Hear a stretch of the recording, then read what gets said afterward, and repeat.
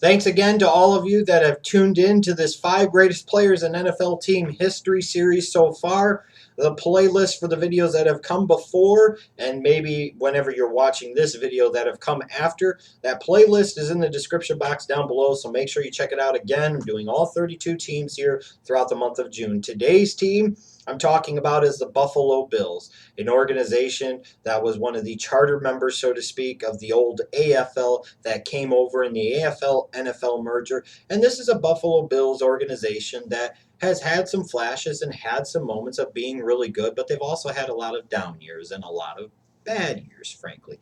But nonetheless, even with that being said, they've still had a good history over the years in terms of great players playing in that organization. Now, some of the players that come to mind that maybe don't fit into the category of being one of the five greatest Buffalo Bills of all time, but still deserve some mention here.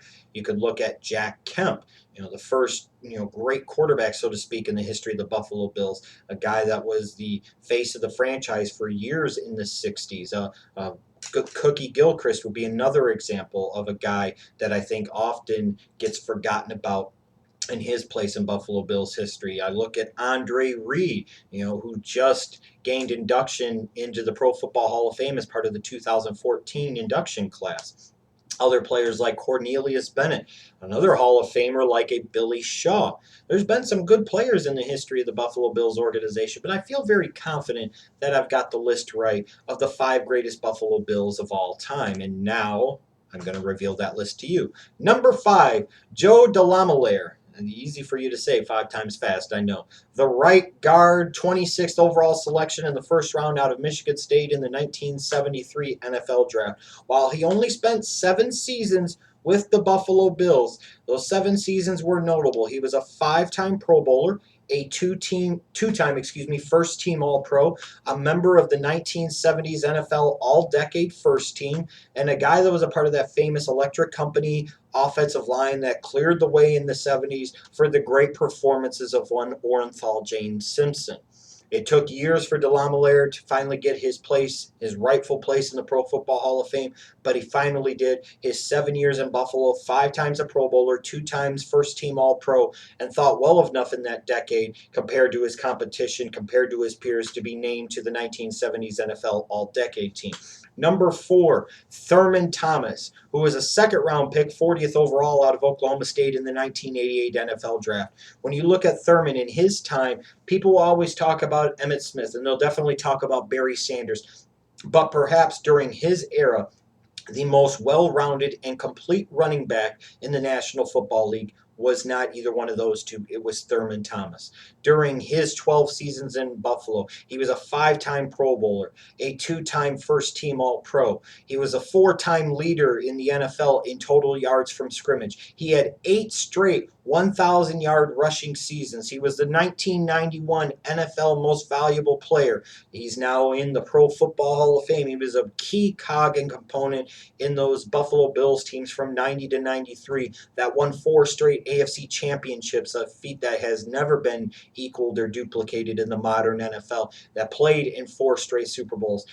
How much higher would the profile of a Thurman Thomas be if the Bills had won 1 or 2 of those Super Bowls? You could say that about a couple of the other great players on those Buffalo Bills teams of the early and mid-90s. But Thurman Thomas, no question about it, is truly one of the great Buffalo Bills of all times. Like I said, perhaps the greatest all-around running back of his era. He could do it all. Hence, he led the league in yards from scrimmage on 4 different occasions, 8 straight seasons of 1,000-plus rushing yards. The 1991 NFL Most Valuable Player, a 5-time Pro Bowler, 2-time first-team All-Pro. Thurman Thomas, a great football player. Number 3, Jim Kelly, the 14th overall selection out of the U in the 1983 draft.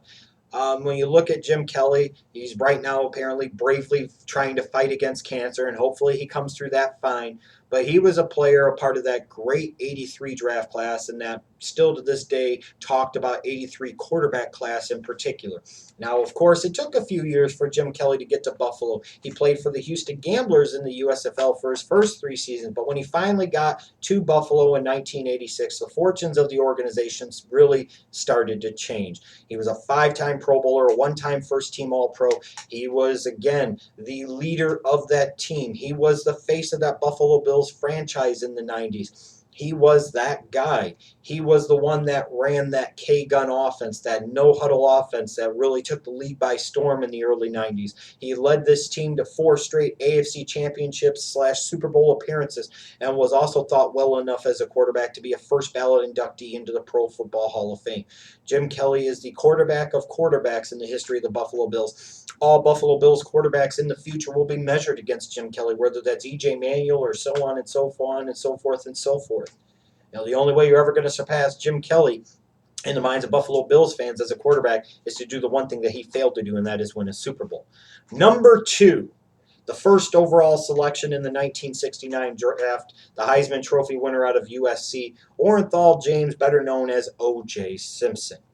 Now, obviously, the discussion of O.J. Simpson as a football player isn't quite the same that it once was. It's the talk about the double murder trial in 94, his current incarceration for the robbery, and so on and so forth, which is sad and it's tragic because here is one of the great ball carriers and one of the great running backs and frankly players in the history of the National Football League. He had a stretch run with the Bills during the mid-70s that was dominant, that you could damn near put up against just about anybody else. A 6-time Pro Bowler in his 9 seasons in Buffalo, a 5-time first-team All-Pro. Think about that, 5-time first-team All-Pro in a 9-year stretch, 6-time Pro Bowler. He was the first ever player to record a 2,000-yard rushing season. That was, of course, in 1973 when he rushed for 2,003 yards in a 14-game season.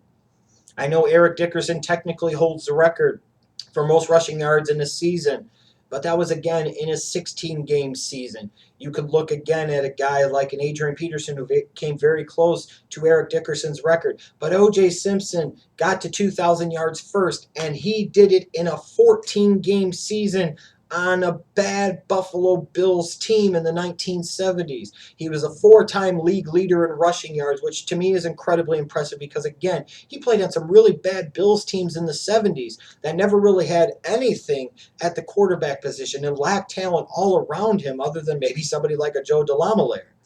I mean, when you look at O.J. Simpson, the fact that everybody knew what they were going to do and everybody was going to key on him, and he still led the league 4 times in rushing yards. He had a 2,000-yard rushing season, was a 6-time Pro Bowler, a 5-time first-team All-Pro. It's no surprise he was a 1973 NFL Most Valuable Player. Again, spectacular considering his supporting cast and circumstances. A member of the 1970s NFL All-Decade Team, a first-ballot Hall of Famer.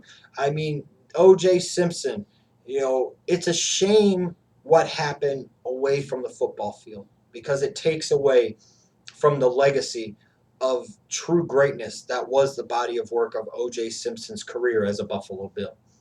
But even if, with all that being said, I think there's one Bill that surpasses him, and that has strictly only to do with on-the-field performance, and that is, of course, Bruce Smith, who was the first overall selection in the 1985 NFL Draft out of Virginia Tech. When you look at Bruce Smith, you are talking about one of the truly great defensive players of all time. What was so great about Bruce Smith, in my opinion, was he was able to dominate the game consistently for so long, playing in the 3-4 as a defensive end. When people look at a J.J. Watt and they see today what he's able to do as a 3-4 defensive end, do it for another decade to 15 years, and then we could start to compare him to Bruce Smith. That's how great of a player Bruce Smith was. A phenomenal pass rusher with an assortment of moves, great against the run. He could do it all. Great passion, great attitude for the game, a real showman too. But during his career, 15 years with the Buffalo Bills, an 11-time Pro Bowler, 8 times first-team All-Pro, really nipped, toe-to-toe, or it was nipping at the heels all the time at Reggie White to determine who was the best defensive end in the NFL during that time. And that margin, that gap, isn't as big as you may have been led to believe over the years. Bruce Smith was that incredible. He had 12 seasons of 10 or more sacks for the Bills. He was a two-time NFL Defensive Player of the Year. Of course, he was a member of the 1990s NFL All-Decade Team. A slam dunk, no doubt about it. First ballot Hall of Famer who eventually went on to retire as the career leader in sacks, playing till he was about 40 years old. But when you look at Bruce Smith and his impact and significance to the Buffalo Bills organization, sure, they drafted Jim Kelly in 1983, and you could even say in that same draft in '85 they brought in guys like Frank Reich and Andre Reed, who now has joined Bruce Smith in the Pro Football Hall of Fame. But Bruce Smith was that player, that was the cornerstone, that was the key moment, that was the turning point in the history of the Buffalo Bills franchise. The drafting of Bruce Smith and the player that Bruce Smith became in the face of that organization, the face of that franchise, in the face of that defense, that very, very good Bills defense for all those years that he became a part of, that he led, was a big primary reason why the Bills won 4 straight AFC championships, made 4 straight Super Bowl appearances. Bruce Smith, to me, good old number 78, beyond question. One of the greatest defensive ends of all time, right there in the discussion with the Deacon Jones and the Reggie Whites of the world. One of the greatest defensive players of all time. Consistent dominance, year after year after year, and a lot of times at a position that it would be tougher to dominate as a defensive end, and he did it anyways. Tremendous player. Deserves all the accolades that he ever got. One of the true all-time greats, and in my opinion, Bruce Smith is, beyond question, the greatest Buffalo Bill of all time. Feel free to let me know if you're a Bills fan, if you agree or disagree with my list and why. If you're an NFL fan, let me know what you think of my list. Thanks for tuning in. Next up, I will be taking a look at the Carolina Panthers. Then it will be the Chicago Bears, the Cincinnati Bengals, and then the Cleveland Browns.